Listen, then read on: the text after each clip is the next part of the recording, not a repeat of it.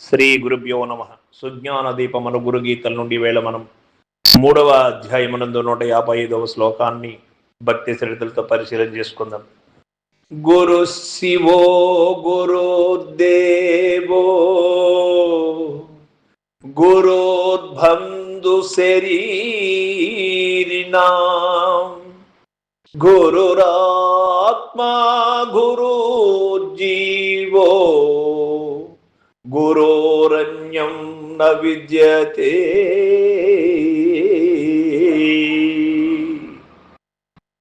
ఓ పార్వతీ, గురువే ఈశ్వరుడవు, గురువే దేవుడు, గురువే దేహాత్మలకు బంధువు, గురువే ఆత్మ, గురువే జీవుడు, గురువు కంటే అన్యమైనదేదియును లేదు.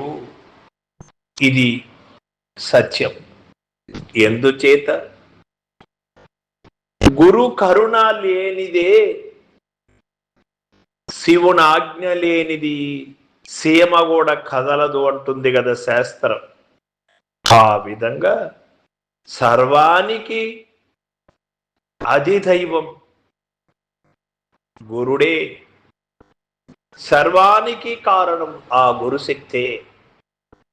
ఆ గురుశక్తి ఎవరిపై అపారంగా ఉంటుందో వారు చేయవలసిన పనులు చేస్తూ ఉంటారు, చేయకూడని పనుల జోలికి పోరు.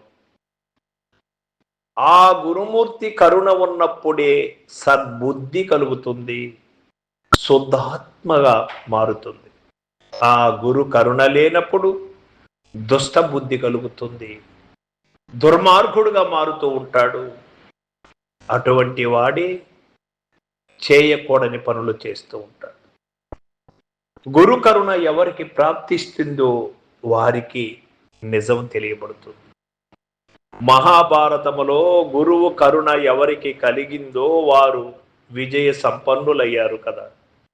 గురువుల యొక్క ఆగ్రహమునకు, గురువుల యొక్క మనసును నొప్పించినటువంటి కౌరవేయులు ఏ విధంగా పతనమయ్యారు. వారిలో కూడా ఆత్మ ఉన్నది కదా. వాళ్ళల్లో ఏ రకమైన ఆత్మ ఉంది?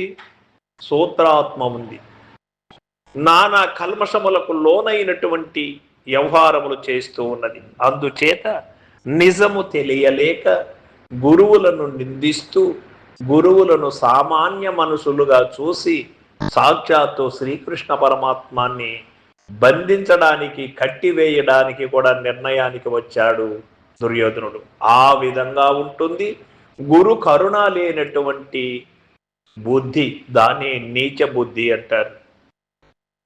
నిర్మల బుద్ధి కలిగిన వాడు, సద్బుద్ధి కలిగిన వాడు, శుద్ధాత్మపరుడైనటువంటి వాడు గురు కరుణకు పాత్రుడై ఉంటాడు.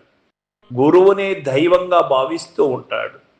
వాడు అటువంటి మహనీయుడైనటువంటి సత్శిష్యుడు ఇహలోకములో సుఖిస్తూ పరలోక ప్రాప్తిని కూడా ఇక్కడే పొందుతాడు. నిజమేమిటో తెలుసుకోవడమే పరలోక ప్రాప్తి. నిజము తెలుసుకోలేకపోవడమే జీవోత్సవం. నిజము తెలుసుకోవడమే జీవన్ముక్తి. ఈ విధంగా ఎవరైతే గురు దైవాన్ని సర్వత్రా ఉన్నదని సత్యాన్ని గ్రహిస్తూ ఉంటాడో అట్లాంటి వాడు ఎవరికి అపకారము చేయడానికి కానీ, ఎవరికి హాని కలిగించడానికి కానీ, ఏదో ఉన్నదని భ్రాంతులకు లోనవ్వడము కానీ ఇటువంటి చికాకులు ఏమీ కూడా ఉండవు.